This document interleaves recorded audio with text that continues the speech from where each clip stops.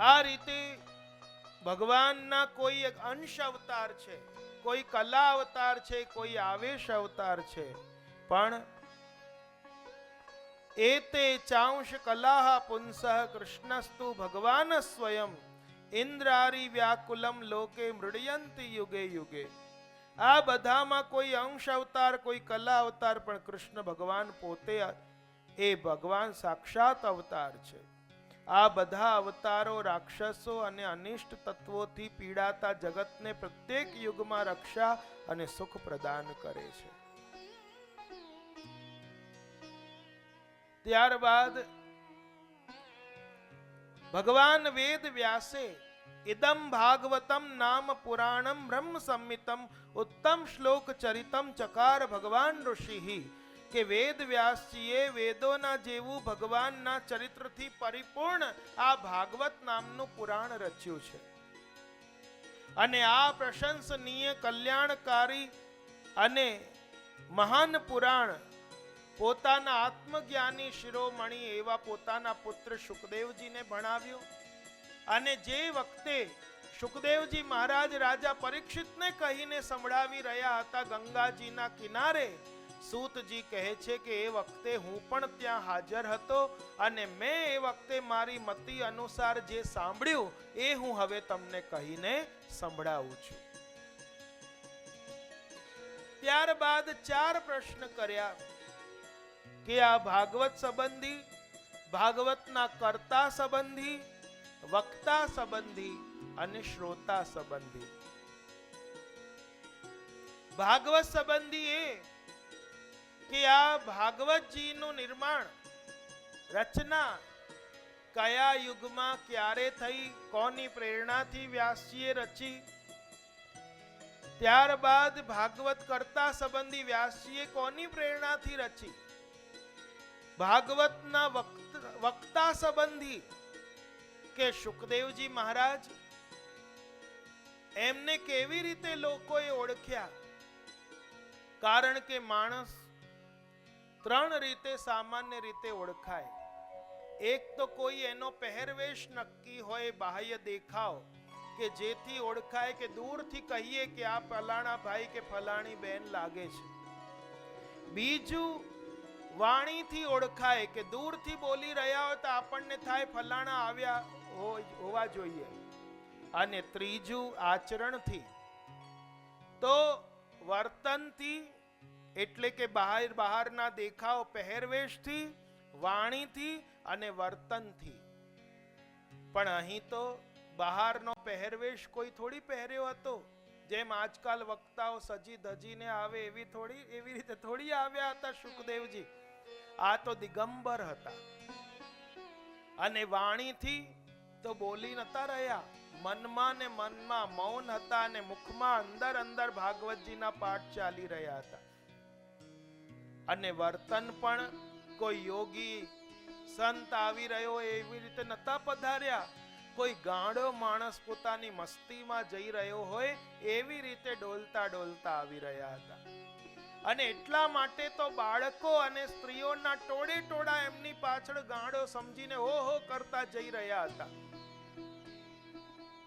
અને આ કોઈ ગૃહસ્થના ઘરે વધારે કેટલો સમય રોકાય છે, તો કહે છે એક ગોદોહનનો જેટલો સમય લાગે એનાથી વધારે સમય શુકદેવજી ક્યાંય રોકાતા નથી. તો આ 7 દિવસ સુધી કેવી રીતે બિરાજ્યા.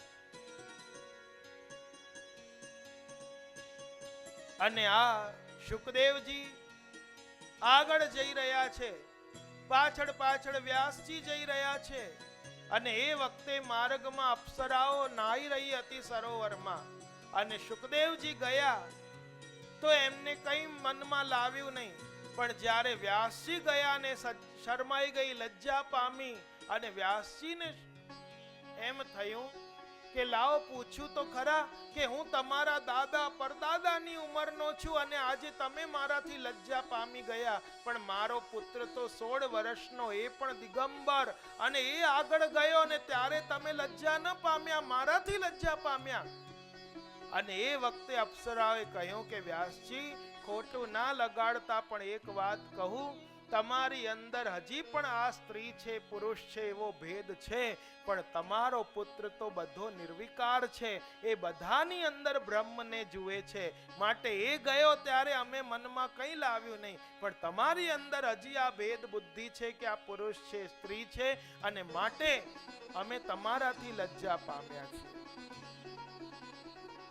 અને આ એક એક પ્રશ્નના ઉત્તર આપે છે કે કયા યુગમાં આ ભાગવતજી સંહિતા એનું સર્જન થયું, એટલે કે રચના થઈ, કોની પ્રેરણાથી રચી, એ બધું કહે છે કે 4 યુગો પૈકીના ત્રીજા દ્વાપર યુગમાં મહર્ષિ પરાશર અને સત્યવતી દ્વારા દ્વીપમાં, દ્વીપ કોને કહેવાય કે જ્યાં ચારે બાજુ પાણી છે ને વચ્ચે એક ભૂમિ ખાલી પડી છે, માટે તો એમને દ્વૈપાયન કહેવાય છે કે જેમનું પ્રાગટ્ય જ દ્વીપમાં છે. અને મોહના કારણે એમનું પ્રાગટ્ય થયેલું છે કે માર્ગમાં જે મોહાઈ ગઈ અને પરાશરજી દ્વારા વિનંતી કરવાથી આ પુત્ર થયા છે. દ્વૈપાયન. અને આ દ્વાપર યુગમાં પરાશર અને સત્યવતી દ્વારા વ્યાસ નારાયણનું પ્રાગટ્ય થયું. બોલો વ્યાસ નારાયણ ભગવાન કી જય.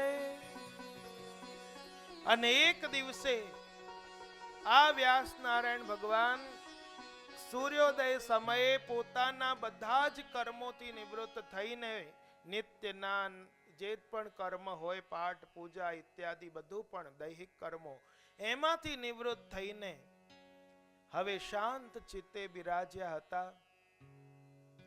અને આજે એમની અંદર કંઈક ગડમથલ ચાલી રહી છે કે આજે આટલું બધું મેં રચી લીધું, આટલી બધી રચના મેં કરી દીધી, 17 પુરાણ રચી દીધા, છતાં મનમાં સંતોષ કેમ નથી થતો? આટલા મોટા મોટા વેદ જે સાધારણ લોકો સમજી ન શકે, કારણ કે હવે લોકોનું આયુષ્ય અલ્પ થઈ ગયું, બુદ્ધિ મંદ થઈ ગઈ, આળસુ થઈ ગયા, અભાગી થઈ ગયા. તો એવા જીવો માટે મેં આ વેદના 4 ભાગ કરી નાખ્યા. એમાં ઋગ્વેદ, સામવેદ, યજુર્વેદ, અથર્વવેદ, અને એના 4 મુનિ પણ થયા. ઋગ્વેદના પૈલ ઋષિ, સામગાનના જૈમિની ઋષિ, યજુર્વેદના વૈશંપાયન મુનિ અને અથર્વવેદના સુમંતુ મુનિ થયા.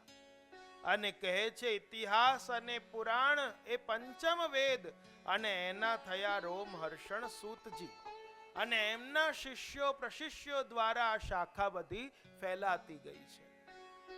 અને સ્ત્રીઓ અને ક્ષુદ્રો આ વેદ કર્મમાં ભૂલ કરી બેસે છે, માટે વેદના અધિકારી સ્ત્રીઓ અને શૂદ્રો નથી. તો એવા લોકોને કેવી રીતે આ સરળતાથી ધર્મ સમજી શકાય?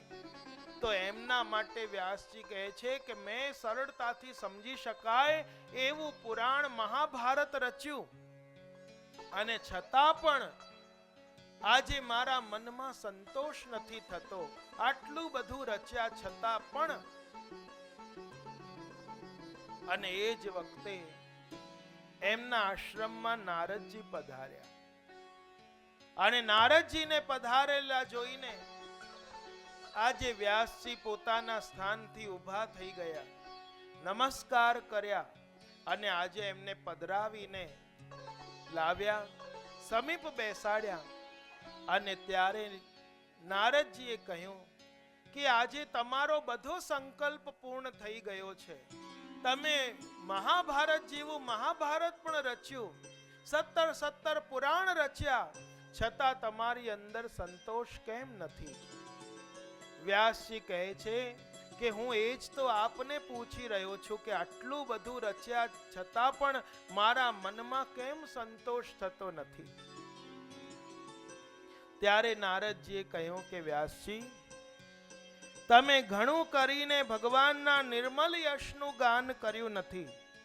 અને મારી એવી માન્યતા છે કે જેનાથી ભગવાન સંતુષ્ટ નથી થતા એ શાસ્ત્ર હોય કે જ્ઞાન એ અધૂરું ને અધૂરું જ છે. તમે ધર્મ વગેરે પુરુષાર્થોનું જેવી રીતે નિરૂપણ કર્યું છે એવી રીતે ભગવાનની કૃષ્ણની મહિમાનું વર્ણન કરનારું કોઈ શાસ્ત્ર રચ્યું નથી, એ વર્ણન કરો. અને ભગવાનના ગુણ જે જગતને પવિત્ર કરનારા છે એવા યશનું ગાન થતું નથી. એ વાણી ભલે ગમે તેવા છંદ અલંકારથી યુક્ત હોય, પણ જે વાણીમાં ભગવાનનું નામ નથી એ તો કાગડાઓને એઠવાડ નાખવા જેવી છે વાણી. અને જે વાણીમાં પદે પદે ભગવાનનું નામ હોય, પછી એમાં છંદ અલંકાર કંઈ પણ ન હોય, કાવ્ય રચના પણ સુવ્યવસ્થિત ન હોય, પણ એ જ વાણીને ઉત્તમ માનવામાં આવી છે કે જેમાં પદે પદે ભગવાનનું કીર્તન હોય, ગુણગાન હોય.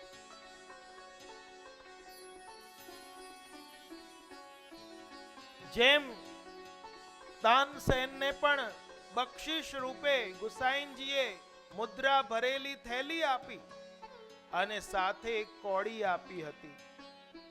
આશ્ચર્ય થયું કે આનું તાત્પર્ય શું?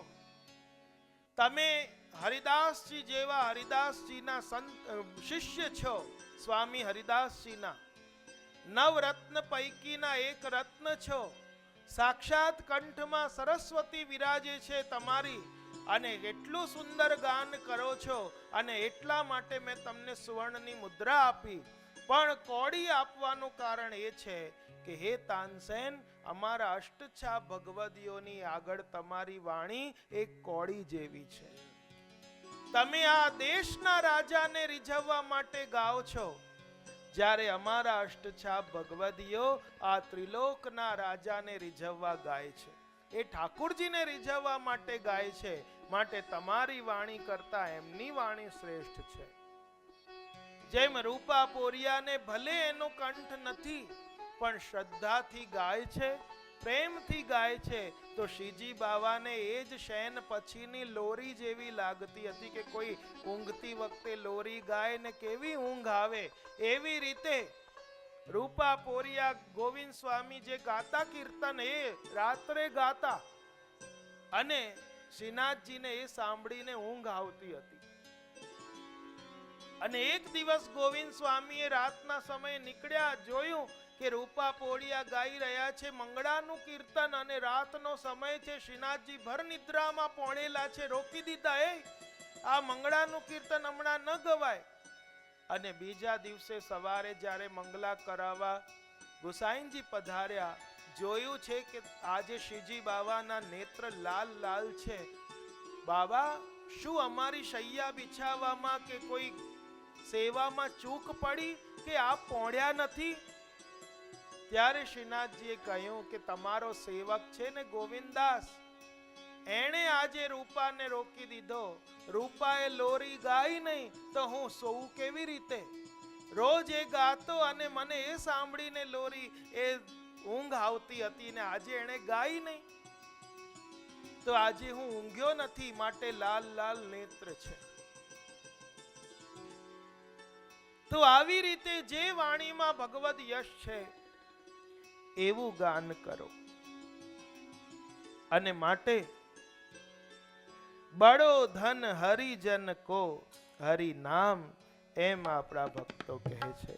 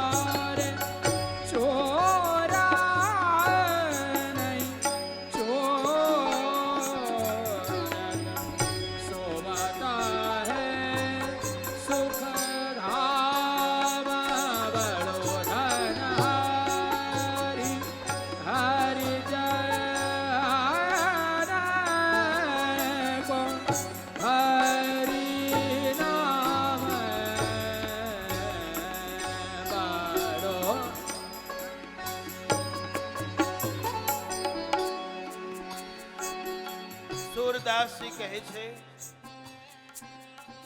જે હરિના ભક્ત છે એનું સાચું ધન તો હરિનું નામ છે. બડો ધન હરિજન કો હરિ નામ. અને આ કેવું ધન છે?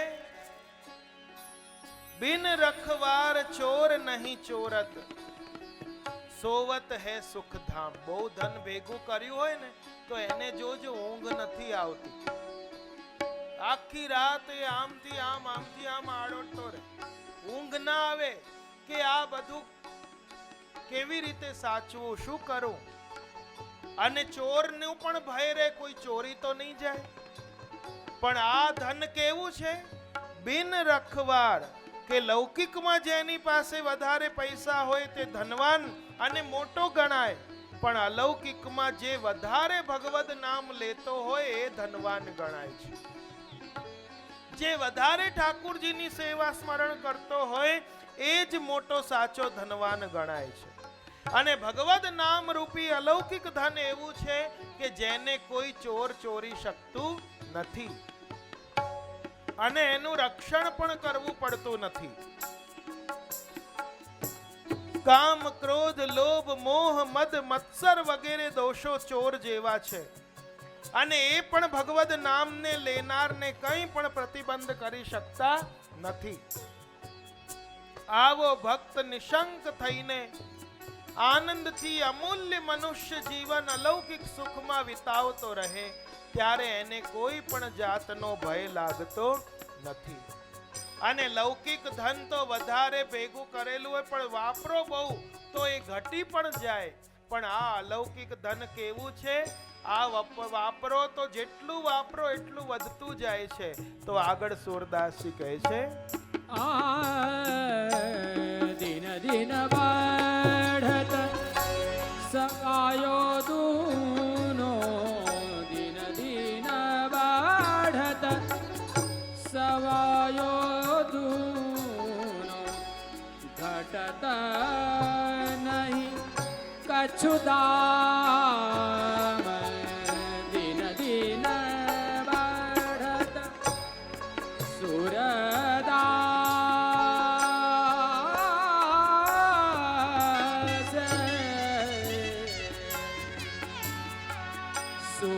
सूरदास प्रभु सेवा जाको, सूरदास प्रभु सेवा जाको. पारस को कहाँ, पारस को कहाँ, काम बड़ो धन हरि, हरिजन को हरि नाम बड़ो धन, हरिजन गौरी, हरिजन गौरी, हरिजन को. बड़ो धन हरिजन को हरि नाम. दिन दिन बढ़त सवायो दूनो, घटत नहीं कछु दाम.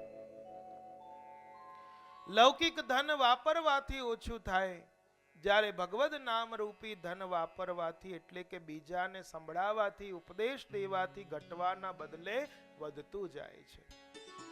કારણ કે બીજાને કહેવા માટે પણ ભગવદ ગુણગાન ગાવાથી પોતાને પણ ગુણગાનનું ફલ મળે છે. માટે દિન પ્રતિદિન તે ધન વધતું જાય છે. સૂરદાસજી કહે છે કે જેના માટે ઠાકોરજીની સેવા બિરાજે છે અને સદા સેવા અને કથાપરાયણ જીવન જીવે છે એવાને પારસમણીનું પછી શું કામ છે? પારસમણીમાં એવો ગુણ હોય છે કે જે લોખંડનો સ્પર્શ થતાની સાથે લોખંડને પારસમણીનો સ્પર્શ થાય અને એ લોખંડ સુવર્ણમય બની જાય.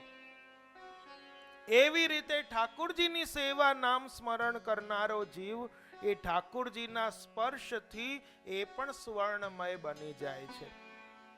એની અંદર પણ ભગવદ અંશ આવી જાય છે.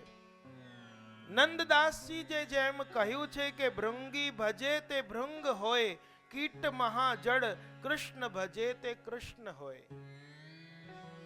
કે જેમ ડંખ મારવાથી ભયના લીધે ઈયળ ને ભ્રમરીનું સતત રટણ રહે છે, એવી રીતે ઠાકુરજીનું રાત દિવસ સ્મરણ કરનાર જીવ પણ ભગવદ રૂપ બની જાય એમાં આશ્ચર્ય શું, એમ નંદદાસીએ પણ કહ્યું છે. કહેવાનો આશય તો એ છે કે પારસમણી તો લોખંડને સોનું બનાવી શકે, પણ પોતાના સમાન એટલે કે પારસમણી રૂપ બનાવી શકતું નથી. પણ અહીંયા ઠાકુરજીના દરસ પરસથી જીવ ભગવદ રૂપ બની જાય છે, તો પછી એને પારસમણીની જરૂર શું પડે? એમ સૂરદાસજી કહે છે કે બડો ધન હરિજન કો હરિના. માટે હે વ્યાસજી, તમે પણ જેમાં હરિનું નામ હોય એવી સંહિતા રચો, અને મેં હરિનામ સંકીર્તનના પ્રભાવથી આજે ત્રણેય લોકમાં વગર રોકટોક હું ફરી રહ્યો છું વીણા ધરીને. પૂર્વ જન્મ બતાવ્યો કે પૂર્વ જન્મમાં હું વેદવાદી બ્રાહ્મણોની દાસીનો પુત્ર હતો. મારા ગામમાં 4 નિર્મલ ઋષિઓ આવ્યા. સનક, સનંદન, સનાતન, સનત કુમાર ચતુર્માસ બિરાજ્યા, અને મારી ઉંમર ખેલકૂદ કરવાની નાનકડી હતી, પણ મારી માએ એ સંતોની સેવા માટે મને લગાડી દીધો. એ જે કંઈ પણ પ્રવચન કરતા સાંભળતું, જે પણ કંઈ મંગાવતા વનમાંથી, એ બધી એમને યજ્ઞ યાગાદિની વસ્તુઓ લાવી આપતો. આજે મેં બધું જ એમની સેવામાં મારું મન લગાડી દીધું, પ્રવૃત્ત કર્યું. જે કંઈ પણ એમને આરોગ્ય લીધા પછી જે કંઈ બચે એ પછી હું અધરામૃત પાન કરતો. અને આજે એના પ્રભાવથી ત્રણેય લોકમાં ફરી રહ્યો છું.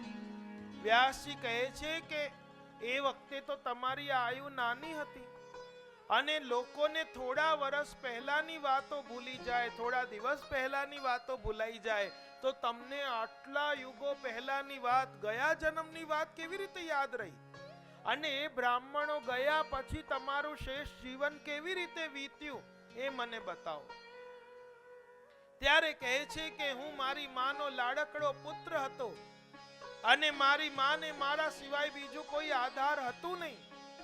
અને એક દિવસ એવું થયું કે મારી માં સાંજના સમયે ગાય દોહવા માટે ગઈ, અંધારું થઈ ગયું હતું, દેખાયું નહીં, અને એક સ્પર્શે મારી માને પગમાં દંશ દીધો અને એનું મૃત્યુ થઈ ગયું. અને આ ઈશ્વરની જ કોઈ હરિની ઈચ્છા હશે એમ મેં જાણ્યું. જો જ્યારે જ્યારે પણ જીવનમાં આપણું ધાર્યું થાય તો એને હરિની કૃપા સમજવી જોઈએ, અને જ્યારે જીવનમાં આપણું ધાર્યું ન થાય તો એને હરિની ઈચ્છા સમજવી જોઈએ. આપણે નથી કહેતા જે હરિની ઈચ્છા, નિજે ઈચ્છાતઃ કરિષ્યતિ. અને આજે ભગવાનની જ કોઈ આવી ઈચ્છા હશે. અને આજે મારી માં મારા માટે ઘણું કરવા ઈચ્છતી હતી, પણ બિચારી અસમર્થ હતી, દાસી હતી. અને અમારે બંનેને એકબીજા સિવાય બીજું અન્ય કોઈ હતું નહીં. એનું મૃત્યુ થયું, ને ત્યારબાદ થોડા દિવસ પછી એ વસ્તી છોડીને હું નીકળી પડ્યો. વન ઉપવનમાં ફરતો ફરતો પછી થાક્યો, અને ત્યાં નદીમાં જલપાન કર્યું. અને જલપાન કરીને પીપળાના વૃક્ષની નીચે હું ધ્યાન ધરીને બેઠો. અને એ વખતે આ બ્રાહ્મણોએ જતી વખતે આ સંતોએ મને જે ઉપદેશ આપ્યો હતો, અને એને મેં ધારણ કરીને, અને આજે મારી અંદર નેત્રોની અંદર ઠાકોરજી પ્રગટ થયા, અને અચાનક એ છબી અદ્રશ્ય થઈ ગઈ. મેં ચારે બાજુ જોયું કે પ્રભુ ક્યાં ગયા, અને ત્યારે આકાશવાણી થઈ કે હે બાળક, જેના અંદર હજી પણ થોડા વિકારો રહી ગયા છે, અને એવા જીવને તો મારા દર્શન થવા પણ દુર્લભ છે. અને માટે તારી અલ્પકાલીન સેવાથી હું પ્રસન્ન થયો છું, સંત સેવાથી. અને મારી ઈચ્છા છે તારું જીવન જલ્દી જલ્દી પૂર્ણ થશે, અને ત્યારબાદ નવી સૃષ્ટિ થશે, અને તારો જન્મ બ્રહ્માજીના માનસ પુત્ર તરીકે થશે, અને તું વગર રોક ટોક ત્રણેય લોકમાં આ સપ્ત સુરધારી વીણાને લઈને ફરીશ.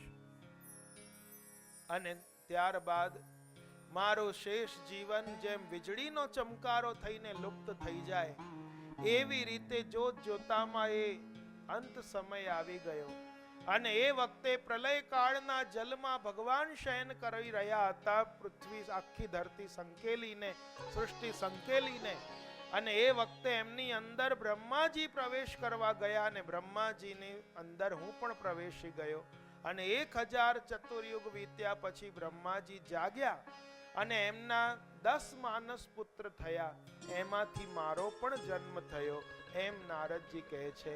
અને હરિ કૃપાથી, હરિની ઈચ્છાથી આજે મને પૂર્વ જન્મની સ્મૃતિ પણ બની રહી છે અને આજે એમની જ કૃપાથી હરિ કીર્તનના પ્રભાવથી આજે હું ત્રણેય લોકમાં હરિ કીર્તન કરતા ફરી રહ્યો છું. માટે તમે પણ હરિના યશ હોય એવું કોઈ શાસ્ત્ર રચો. અને ત્યારબાદ નારદજી પધાર્યા અને શમ્યાપ્રાસ નામનો આશ્રમ છે વ્યાસજીનો. આજે પણ તમે બદ્રિકાશ્રમ તરફ જાઓ અને ત્યાં વ્યાસજીનો આશ્રમ છે, જ્યાં બોરડીના વન હતા અને એમણે ધ્યાન ધરીને સમાધિમાં જે દર્શન કર્યું અને પ્રભુએ જે કૃપા કરીને એમની અંદર આ ભાગવતજીનું સ્થાપન કર્યું, એ દર્શન આપ્યા, એ સમાધિમાં જે એમને બધું સૂઝ્યું, આ દર્શન આપ્યા, સાક્ષાત્કાર થયો અને એ સંહિતા પછી એમણે રચી છે. અને ક્રમબદ્ધ કરીને પોતાના પુત્રને ભણાવી, પણ પુત્ર તો વૈરાગ્ય દશામાં નીકળી પડ્યો, કોને ભણાવવા? અગાધ સંહિતા. અને પુત્ર તો ગયા વનમાં અને ત્યારે પોતાના શિષ્યોને વ્યાસજીએ ભાગવતજીના 2 વેણુ ગીતનો 1 શ્લોક અને યુગલ ગીતનો 1 શ્લોક શીખવાડીને મોકલ્યો. અને ત્યાં જઈને એમણે એ વનમાં જ્યાં હતા શુકદેવજી, ત્યાં આજુબાજુ જઈને એ શ્લોકોનું ગાન કર્યું. વેણુ ગીતનો શ્લોક કયો હતો? બરહા પીડમ નટવર વપુહુ, એ શ્લોકનું ગાન કર્યું. અને યુગલ ગીતનો વામ બાહુ કૃત વામ કપોલો, આ 2 શ્લોક ગાયા. એમને લાગ્યું, અરે આટલા સુંદર શ્લોક શેના છે, ક્યાંથી આવ્યા? ભાગવતજીના છે.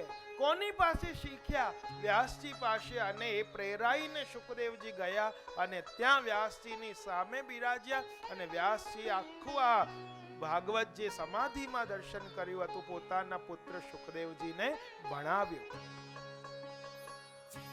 અને આ રીતે એની રચના થઈ. ત્યારબાદ હવે પરીક્ષિત રાજાના જન્મ કર્મ વિશે કહો. કારણ કે 4 પ્રશ્ન કર્યા. ભાગવત સંબંધી કયા યુગમાં રચના થઈ? તો દ્વાપર યુગમાં. સમાધિમાં દર્શન થયા વ્યાસજીને. કોની પ્રેરણાથી વ્યાસજીએ રચી? તો નારદજીની. ત્યારબાદ શુકદેવજી સંબંધી તો એનું સમાધાન કરે છે કે શુકદેવજી તો નિવૃત્તિ પરાયણ છે, છતાં પણ પ્રભુના ગુણ એવા છે કે દરેકને પોતાની તરફ ખેંચે છે. એવી રીતે આ શુકદેવજીને પણ ખેંચ્યા છે. અને હવે ભાગવતના શ્રોતા સંબંધી એટલે કે પરીક્ષિતના જન્મ કર્મ વિશે મને કહો. અને હવે સીધા મહાભારત યુદ્ધ તરફ લઈ જાય છે કે જ્યાં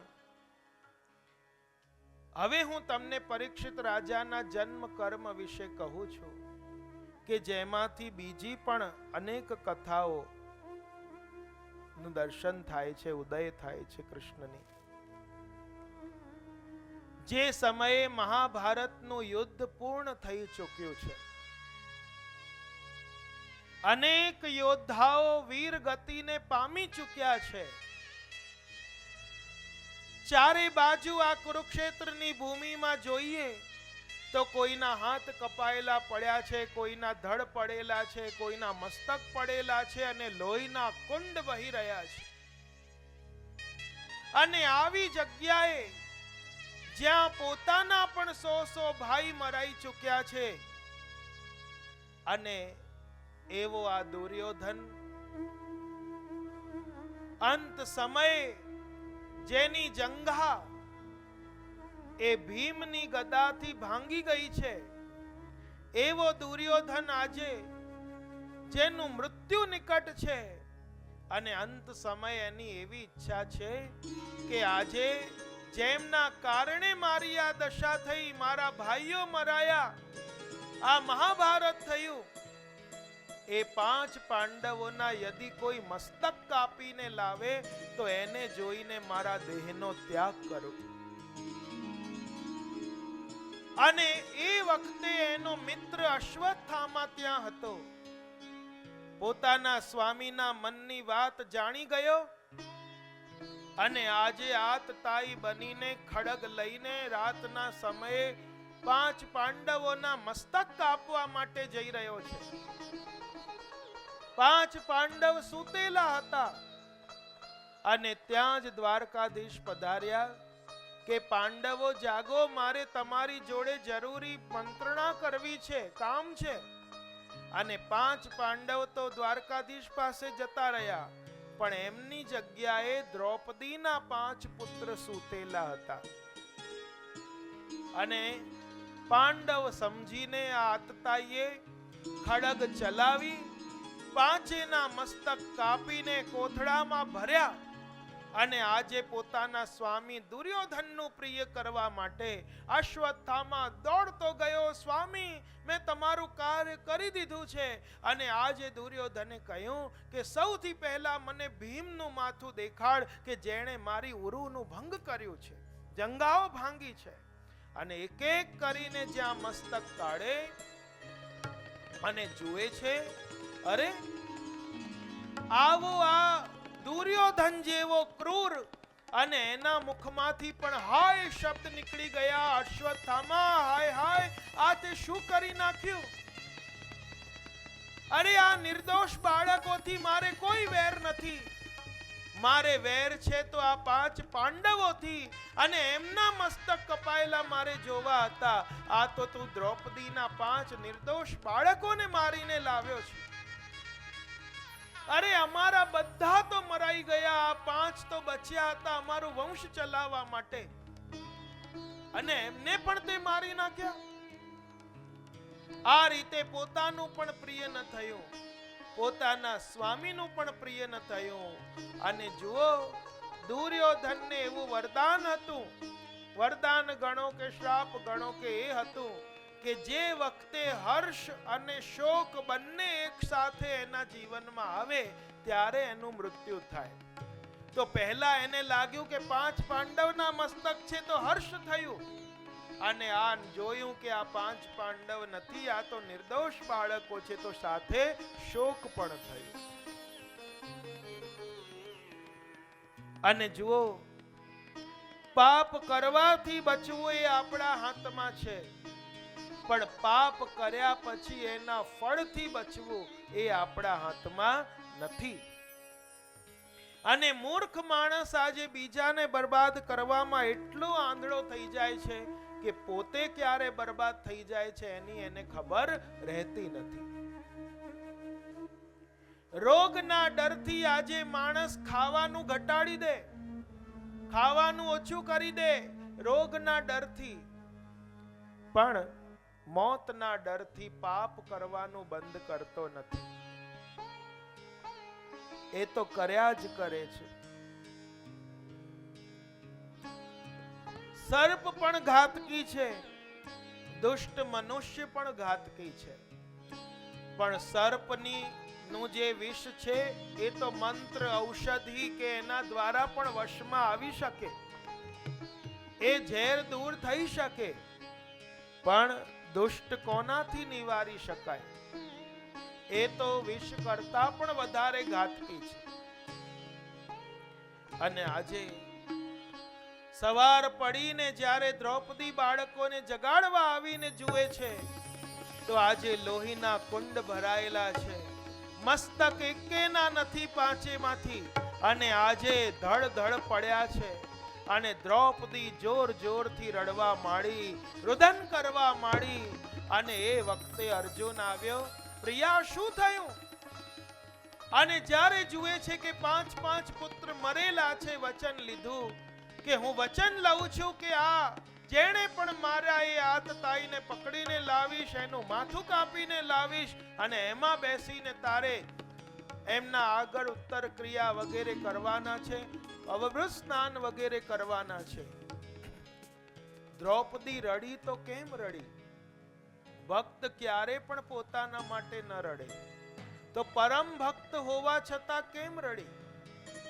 કારણ કે દ્રૌપદી એ ધર્મની જાણકાર છે, અને દ્રૌપદી જાણે છે કે યુદ્ધ ભૂમિ સિવાય બીજી કોઈ પણ જગ્યાએ બ્રાહ્મણના હાથે યદિ કોઈનો વધ થાય તો એવા જીવની ક્યાંય ગતિ થતી નથી. અરે આ મારા બાળકો યુદ્ધ ભૂમિમાં મરી ગયા હોત તો ઉત્તમ ગતિને પ્રાપ્ત કરતા, પણ આ તો બિચારા નિર્દોષ સૂતેલા બાળકોની એ પણ બ્રાહ્મણના હાથે હત્યા થઈ, માટે શું મારા પુત્ર હોવા છતાં એમને નારકીય ગતિ થશે? એમને કોઈ ગતિ નહીં મળે? એમ જાણીને દ્રૌપદી રડી છે. અને આજે પીછો કરવા માટે અશ્વત્થામાનો અર્જુન ગયા, જેના રથમાં દિવ્ય ઘોડા છે, જેના રથના સારથી ભગવાન પોતે છે, જેના રથની ધજા પાસે હનુમાનજી બિરાજેલા છે, અને એવા રથ પર સવાર થઈને જે ગાંડીવ ધનુષ્ય છે અને એવું લઈને રથ અને અર્જુન ગયો પીછો કરવા. અશ્વત્થામાને થયું કે આજે અને આ માને મને મારી નાખશે, હવે મને નહીં છોડે. અને એ વખતે બચવાનું કોઈ સાધન ન બચ્યું અશ્વત્થામા પાસે, અને એક જ ઉપાય એને લાગ્યું કે હું બ્રહ્માસ્ત્ર છોડું, અને એ જ બ્રહ્માસ્ત્ર મારું રક્ષણ કરશે. અને એણે બ્રહ્માસ્ત્ર છોડ્યું, અને બ્રહ્માસ્ત્રનો એવો પ્રચંડ તેજ હતો કે અર્જુને કહ્યું 5 શ્લોકમાં ભગવાનની સ્તુતિ કરી. કૃષ્ણ કૃષ્ણ મહાબાહો ભક્તાનાં ભયંકર ત્વમેકો દય્યમાનાનાં અપવર્ગોસि સંશ્રુતે. હે કૃષ્ણ, હે સચ્ચિદાનંદ, હે પરમાત્મા, આપની શક્તિ અનંત છે. આપનો અવતાર આ પૃથ્વીનો ભાર હરવા માટે છે. આ ભયંકર તેજ ચારે બાજુએથી મારી તરફ આવી રહ્યું છે, આ શું છે? ભગવાને કહ્યું તું ચિંતા ન કર. આ તો પોતાના પ્રાણને બચાવવા માટે અશ્વત્થામાએ બ્રહ્માસ્ત્રનો પ્રયોગ કર્યો છે, અને બ્રહ્માસ્ત્ર એવો અસ્ત્ર છે કે કોઈ પણ શસ્ત્ર અસ્ત્રમાં એની સામે પડવાનું સામર્થ્ય નથી.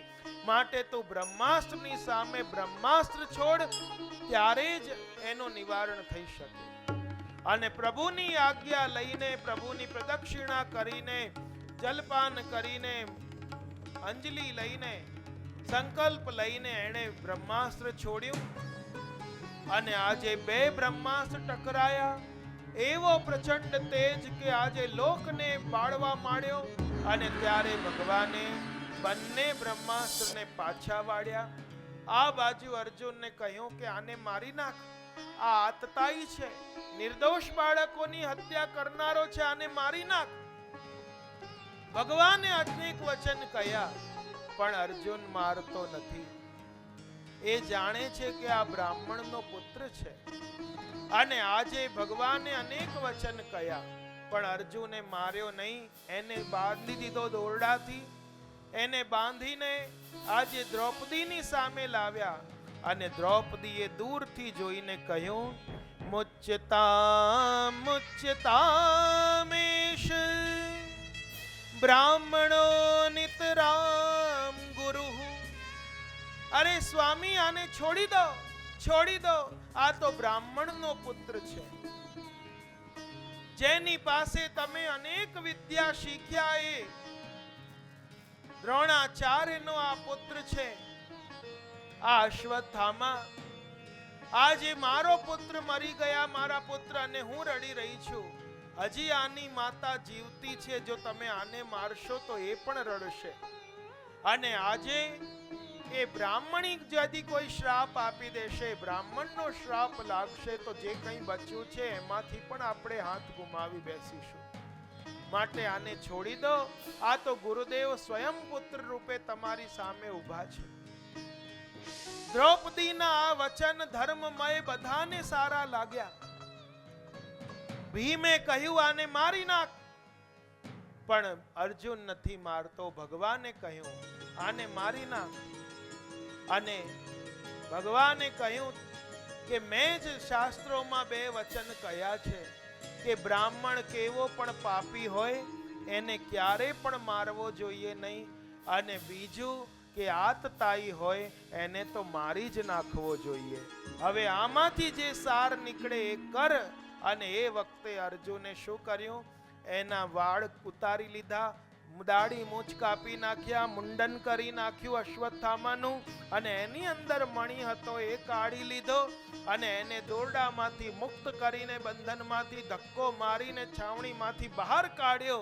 તો આ પણ એક જાતનું બ્રહ્મ હત્યા સમાન જ કહેવાય કે બ્રાહ્મણનું અપમાન કરવું, એને ગમે તેવા શબ્દ બોલવા, એને તોછડાઈથી એને ધુતકારી દેવો, ભગાડી દેવો. આ શાસ્ત્રમાં બ્રહ્મ હત્યા એટલે કે ખૂન કર્યું એ જ હત્યા નહીં, પણ આ બધું પણ બ્રહ્મ હત્યા જેવો જ દોષ લાગે છે. અને જે અર્જુને માર્યો નહીં, પણ એણે શું કર્યું? ધક્કો મારીને કાઢી મૂક્યો. આજે એનું અપમાન કર્યું.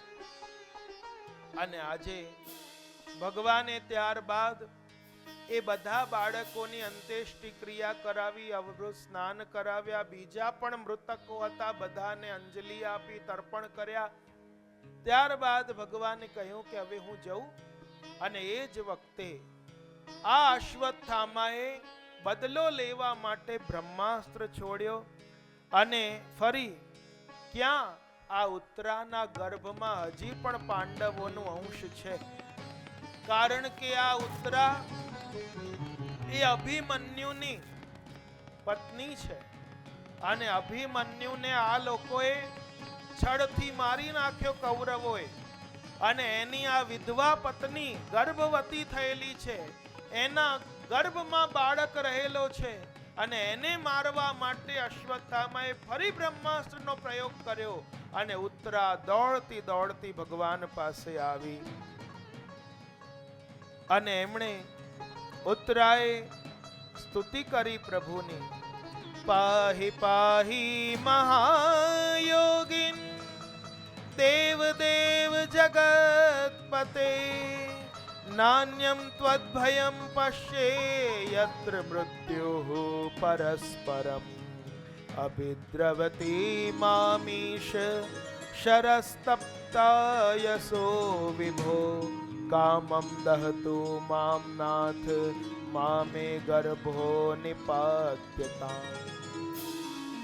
આ ઉત્તરાએ જે 2 શ્લોકમાં સ્તુતિ કરી છે પ્રભુની કે પ્રભુ આ બ્રહ્માસ્ત્ર ભલે મને બાળીને ભસ્મ કરી દે, પણ મારા આ ગર્ભનું રક્ષણ કરે, બસ એવું હું આપની પાસે માંગુ છું.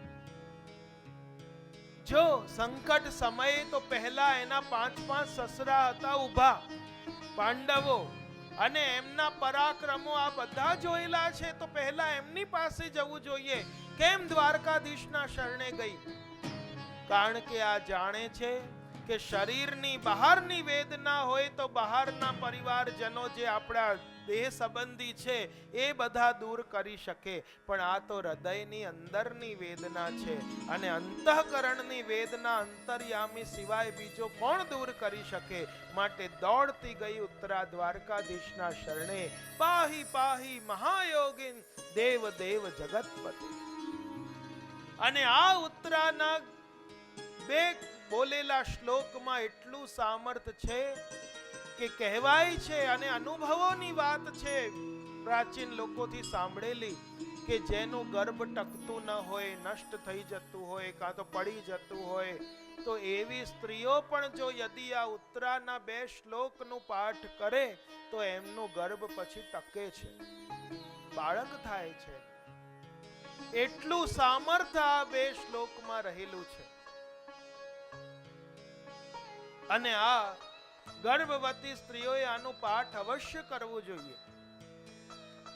ત્યારબાદ પાંડવોને થયું કે અમને મારવા માટે પણ 5 અગ્નિના બાણ આવી રહ્યા છે, અને ભગવાને આજે સુદર્શન ચક્ર દ્વારા એ તેજને શાંત કર્યું, અગ્નિને.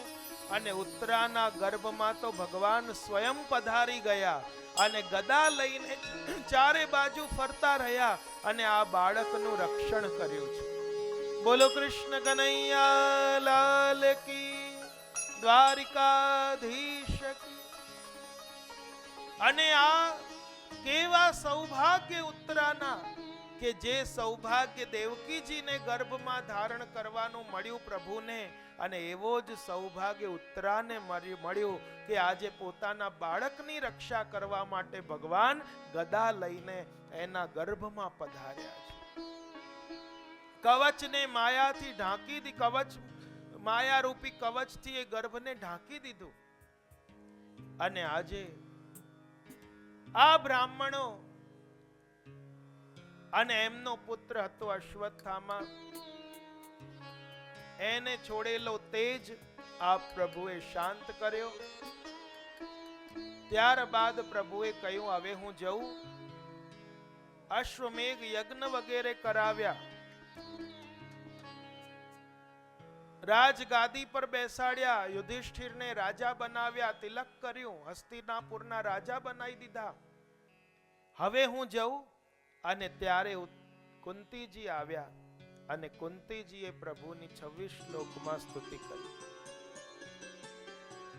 નમસ્યે પુરુષમ ત્વામાદ્યમીશ્વરમ પ્રકૃતેઃ પરમ અલક્ષ્યમ સર્વભૂતાનામ અંતર્બર્હિરવસ્થિતમ કૃષ્ણાય વાસુદેવાય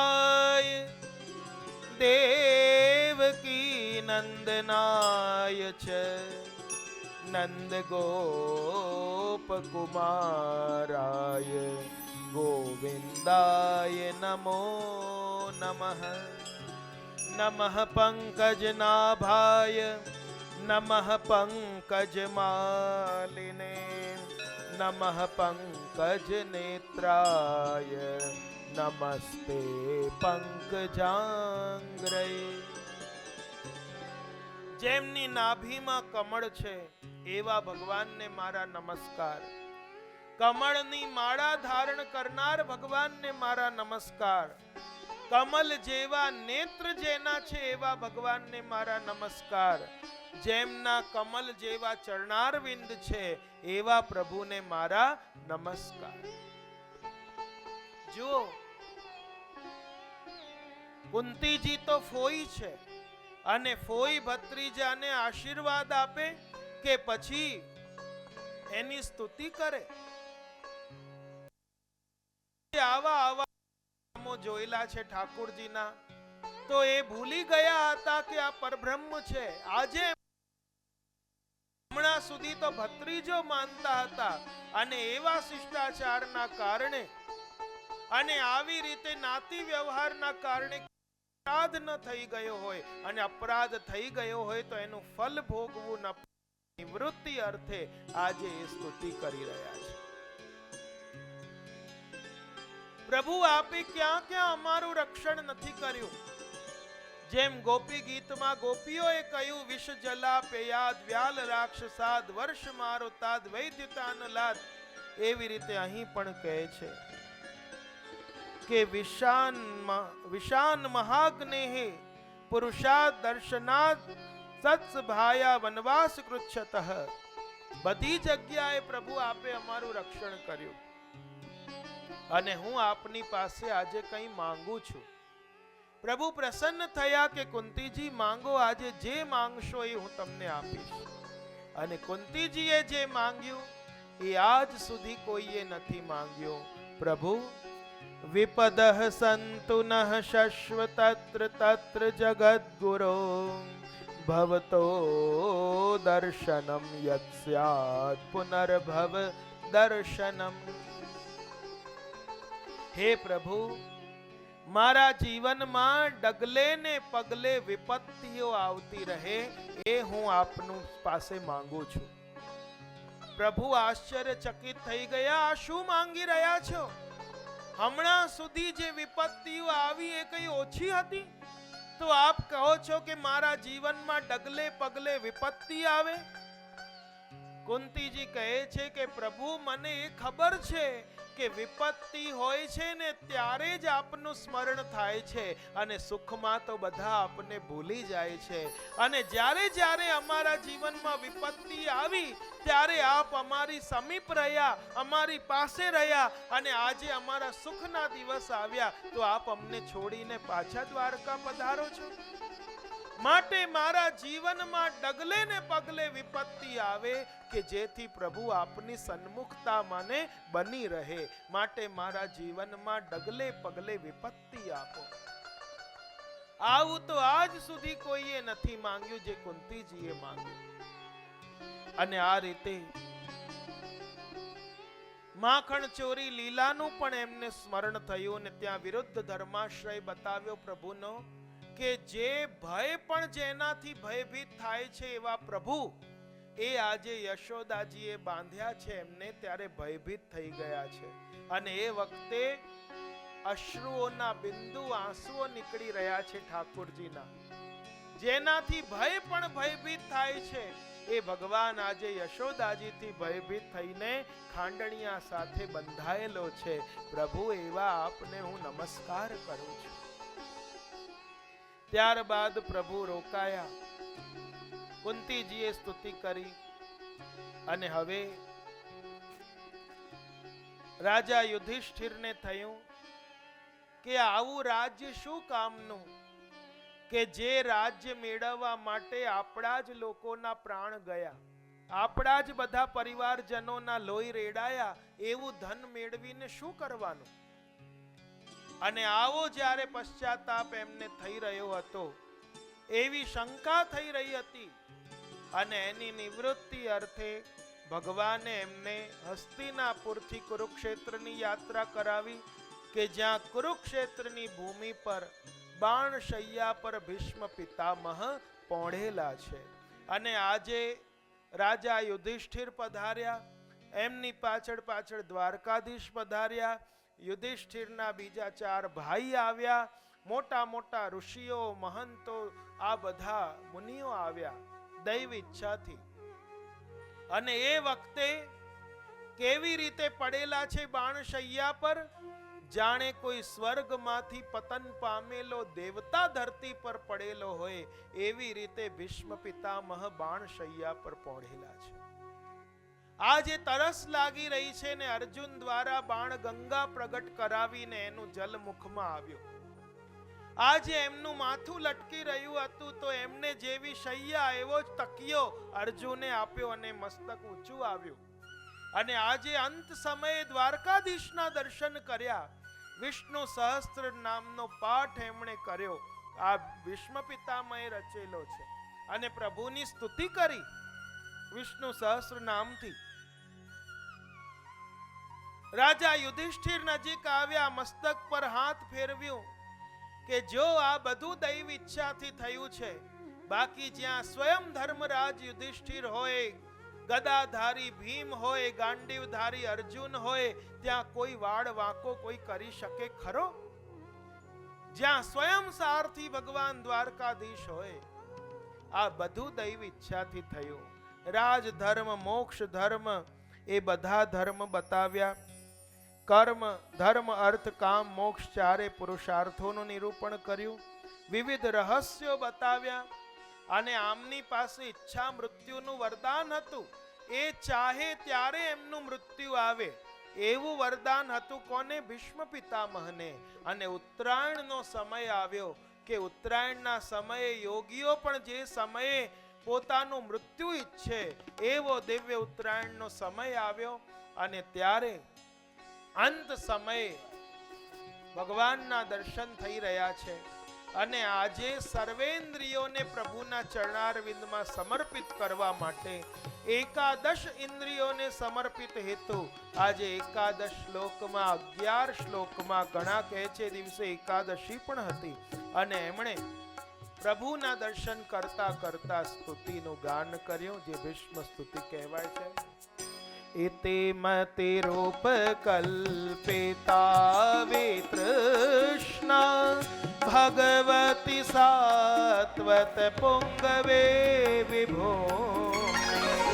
ओम नमो भगवते वासुदेवाय। ओम नमो भगवते वासुदेवाय। स्वसुखमुपगते क्वचित् विहर्तुं प्रकृतिमुपेयुषि यद्भव प्रवाह। ओम नमो भगवते वासुदेवाय। ओम नमो भगवते वासुदेवाय। हे प्रभु, जो અહીં સ્તુતિનો પ્રારંભ ઇતિથી કર્યો, અરે ઇતિ તો છેલ્લે લખાય, શરૂઆતમાં તો અથ હવે એમ લખાય, તો ઇતિ સંપૂર્ણમ છેલ્લે લખાય, તો અહીં ઇતિથી કેમ પ્રારંભ કરે છે કે પ્રભુ આજે મારા જીવનની ઇતિ થઈ ગઈ, મારા જીવનની મનોકામનાઓ તૃષ્ણાઓની માનો ઇતિ થઈ ગઈ, અને પ્રભુ મારી કન્યાને આપની સાથે પરણાવવા ઈચ્છું છું. અરે મારી જ્યાં સુધી માન્યતા છે, તમે તો આજીવન બ્રહ્મચારી રહ્યા, તો તમારી કન્યા ક્યાંથી આવી?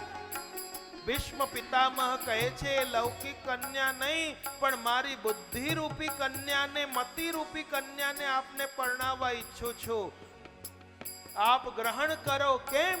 કારણ કે જે બુદ્ધિ એમ કહી રહી છે આ મારું છે, આ મેં કર્યું, આ મારું છે, આ મારું છે, એવી બુદ્ધિ પ્રભુ અંતે છે તો પ્રભુ આપનું. ખાલી જીવ મારું મારું કરે છે, પણ છે પ્રભુ બધું આપનું. અને જે મતિ એમ માની રહી છે કે મારું છે, તો એ મતિને જ આપના ચરણોમાં સમર્પિત ન કરી દઉં? અને આ રીતે એ સમર્પિત કરે છે. પ્રભુના સ્વરૂપનું દર્શન કર્યું. કેવું છે પ્રભુનું સ્વરૂપ? ત્રિભુવન કમનૌ કમાલ વર્ણમ રવિકર ગૌરવરાંબરમ દધાને વપુરલક કુલામૃતાનનાબ્જમ વિજય સખેરતિરસ્તુ મે અનવદ્યા. ઓમ નમો ભગવતે વાસુદેવાય. ઓમ નમો ભગવતે વાસુદેવાય. ત્રણેય ભુવનમાં કામના કરવા યોગ્ય શ્યામ તમાલ જેવું વર્ણ છે, સૂર્યના કિરણો જેવો તેજસ્વી પીત પીતાંબર ધરેલો છે, જે અલક લટોથી આચ્છાદિત મુખારવિંદ છે, અને એવા અર્જુનના સખા એ ઠાકોરજીમાં મારી રતિ વિશુદ્ધ થાય, મતિ ગતિ થાય. અને આજે પ્રભુ આ હું કેવો આતતાઈ બનીને આપના કવચને છેદી રહ્યો હતો, જ્યારે અર્જુનને થયું કે સામે તો મારા જ બાપ દાદાઓ છે ને આ છે કોને મારું, અને ગીતાજીનો ઉપદેશ આપીને એ અર્જુનનો વિષાદ દૂર કર્યો.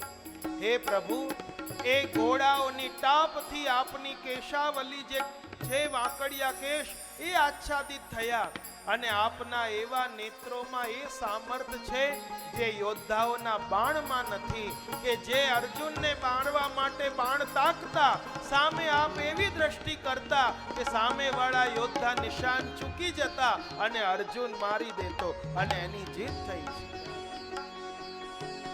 મેં નિયમ લીધો હતો કે હું પ્રભુને યુદ્ધમાં શસ્ત્ર ગ્રહણ કરાવીને રહીશ, અને આપે નિયમ લીધો હતો કે હું યુદ્ધ દરમિયાન શસ્ત્રને ગ્રહણ નહીં કરું, અને એક ભક્તની ટેક રાખવા માટે પ્રભુ આપ પોતાની ટેક ભૂલી ગયા અને રથનું પૈડું લઈને મને મારવા દોડ્યા, અને એ વખતે પીત પીતાંબર પૃથ્વી પર પડ્યું ને પૃથ્વી હાલક ડોલક થવા માંડી.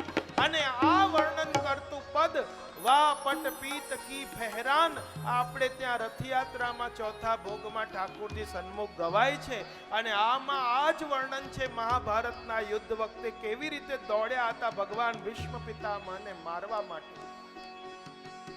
અને આ પ્રભુના સ્વરૂપના દર્શન કર્યા. ત્રિભુવન કમનમ તમાલ વર્ણમ રવિકર ગૌરવરાંબરમ દધાને. ઓમ નમો ભગવતે વાસુદેવાય. ઓમ નમો ભગવતે વાસુદેવાય. વપુરલક કુલા વૃતાનનાબ્જમ વિજય સખેરતિરસ્તુ મે અનવદ્યા.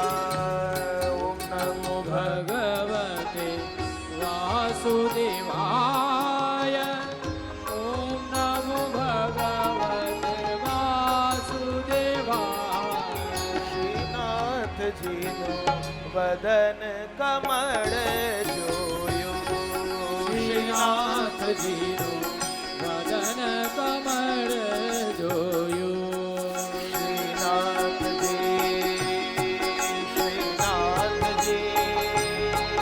શ્રીનાથજી બધા બોલે.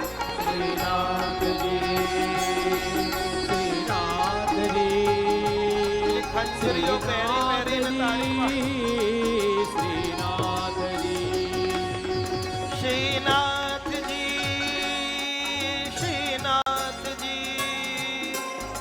શ્રીનાથજી ઓ શ્રીનાથજીનું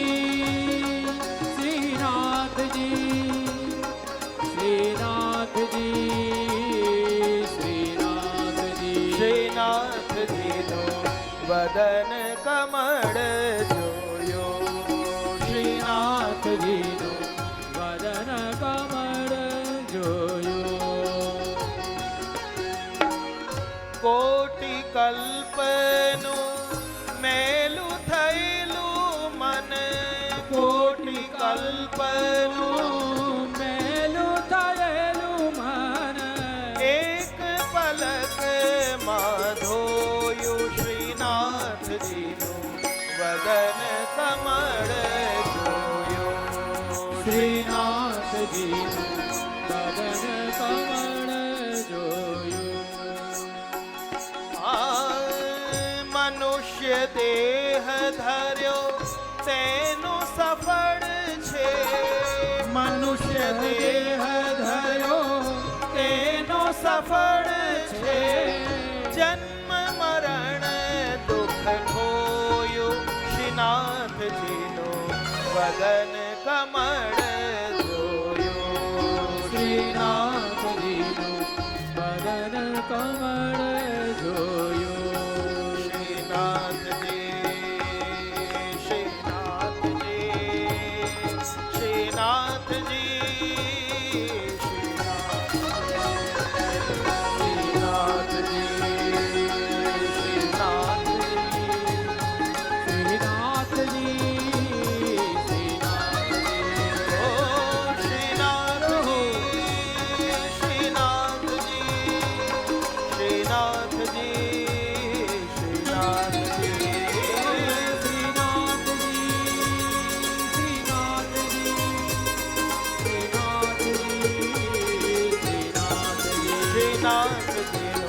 વદન કમળ જોયું. શ્રીનાથજીનું વદન કમળ જોયું. વદન કમળ જોયું. વદન કમળ જોયું. બોલો ગોવર્ધન નાથ કી જય. પ્રભુએ કહ્યું, ભીષ્મ પિતામહ, આ શેની સજા છે તમને ખબર છે કે અંત સમયે તમને બાણશૈયા મળી? આ પાપ કર્મને કરતા જોવું એ પણ પાપ કર્યા જેવો જ અપરાધ લાગે છે. માટે પાપ થતું હોય એને અટકાવવાનું જો યદિ સામર્થ ન હોય તો ત્યાં બેસીને કે ઊભા રહીને તમાશો ન જોવાય. કાં તો એને અટકાવવું જોઈએ, જો સામર્થ ન હોય તો ત્યાંથી નીકળી જવું જોઈએ. પણ એને જોવાથી જે પાપ કરે છે એને જેટલો અપરાધ લાગે એને જોવાવાળાને પણ એટલો જ અપરાધ લાગે છે. અને તમે આ દ્રૌપદીના વસ્ત્રહરણ થઈ રહ્યા હતા કૌરવોની સભામાં, મૂંગા મોડે બધું જોતા રહ્યા, એનું ફળ છે. જુઓ, આજે ભીષ્મ પિતામહના જીવનનું એક પાપ હતું કે સમય પર ક્રોધ ન કર્યો, અને જટાયુના જીવનનું એક જ પુણ્ય હતું કે એણે સમય પર ક્રોધ કર્યો. અને પરિણામ શું આવ્યું? જટાયુને તો રામચંદ્રજીની ગોદની શૈયા મળી મરતી વખતે, અને ભીષ્મ પિતામહને બાણ શૈયા મળી. કારણ કે પાપ કર્મને એમણે કરતા જોયું છે અને અટકાવ્યું નહીં, અને જોતા રહ્યા તમાશો. અને આજે પ્રભુના દર્શન કરતા કરતા દેહનો ત્યાગ કર્યો. બધા શાંત થઈ ગયા, જાણે સંધ્યા કાલે પક્ષીઓનો કલરવ શાંત થઈ જાય. અને પછી દંદોભી વાગ્યા, અપ્સરાઓ નાચી, પુષ્પવૃષ્ટિ થઈ, અને આ રીતે ભીષ્મ પિતામહે પોતાના દેહનો ત્યાગ કર્યો. બધાએ દ્વારકાધીશનો જય જયકાર કર્યો. બોલો દ્વારિકાધીશ કી જય. યુધિષ્ઠિર દ્વારા એમની અંત્યેષ્ટિ ક્રિયા કરાવી, બાકીના મૃતકોની અંજલિ અપાવી, તર્પણ કરાવ્યું, રાજગાદી પર બેસાડ્યા, અશ્વમેઘ યજ્ઞ કરાવ્યા. અને હવે હું જઉં, ઈચ્છા નથી છતાં વિદાય આપવી પડી. અને પ્રભુનો રથ હસ્તિનાપુરથી ચાલ્યો. ઉદ્ધવ સાત્વિકીએ ચામર ઢોળ્યા, અર્જુને શ્વેત છત્ર લીધું અને રથ ચાલ્યો. વચ્ચે જેટલા પણ ગામ, નગર, ઉપવન બધા આવ્યા, અને ત્યાં પ્રભુનું પૂજા સત્કાર થયું. અને પ્રભુનો રથ દ્વારકા પહોંચ્યો. અને દ્વારકાની સીમા પર પહોંચીને પ્રભુએ પંચજન શંખનો નાદ કર્યો. દ્વારકાવાસીઓ પ્રસન્ન થયા. એમણે પ્રભુનું સામૈયું કરીને પધરાવીને લાવ્યા. અને પ્રભુએ પછી દ્વારકાવાસીઓને અચેતમાં ચેતના આપી એમના દર્શનથી. અને હસ્તિનાપુર આવ્યું ક્યાં? દ્વારકા આવ્યું ક્યાં? તો આગળની કથા આવતીકાલે બરાબર 3 વાગ્યાથી. ઠાકોરજી દ્વારકામાં અંદર પધારી તો ચૂક્યા છે, પણ કેવી રીતે પછી આગળ રાજપાટ ચલાવ્યો એ આવતીકાલે 3 વાગ્યાથી પ્રારંભ કરતા, અને નરસિંહ અવતાર સુધીની કથાનું દર્શન આવતીકાલના સત્રમાં કરીશું. બોલો વલ્લભાધીશ કી જય. કૃષ્ણ કનૈયા. અને આરતીની તૈયારી થાય ત્યાં સુધી શ્રીનાથજીનું વદન કમળ જોયું. શ્રીનાથ આરતી કમળ જોયું. શ્રીનાથજી, શ્રીનાથજી, શ્રીનાથજી, શ્રીનાથજી, શ્રીનાથજી,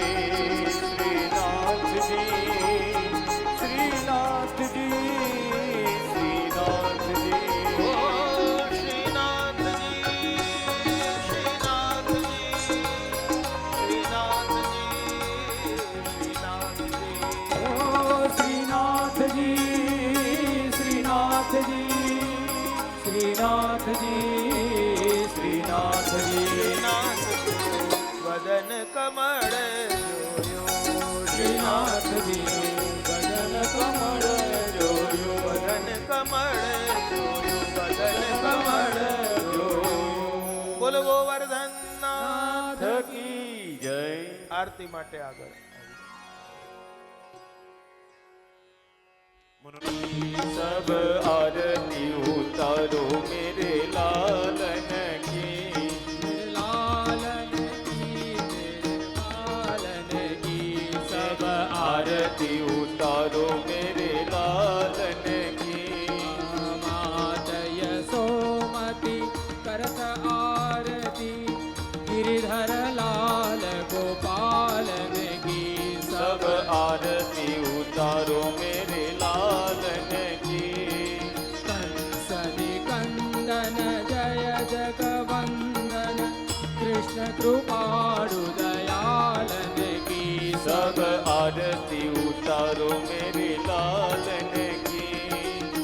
जन मिली सब मंगल गावत सभी निरखत नंद लालन की सब आरती उतारो मेरे लालन की मोर मुकुट पीतांबर कुंडल मुख पर लाली गुलाबन की सब आरती उतारो मेरे लालन की मोती माल की और छटार ऊपर तुलसी मालन की सब आरती उतारो मेरे लालन की कृष्णदास बलिहारी छवि पे कृष्ण कन्हैया लालन की सब आरती उतारो मेरे लालन की सब आरती उतारो मेरे लालन की सब आरती उतारो मेरे लालन की मेरे लालन की मेरे बालन की सब आरती उतारो मेरे लालन की सब आरती उतारो मेरे लालन की सब आरती उतारो मेरे लालन कृष्ण कन्हैया लाल की जय આવતીકાલે અગત્યની જાહેરાત આવતીકાલે આજે જેમ બધા 3:30 આવ્યા હતા ને એવી રીતે ના આવતા 2:45 વાગે આવજો તમારા માટે ચાની વ્યવસ્થા 2:30 વાગે કરાવી દેશે અને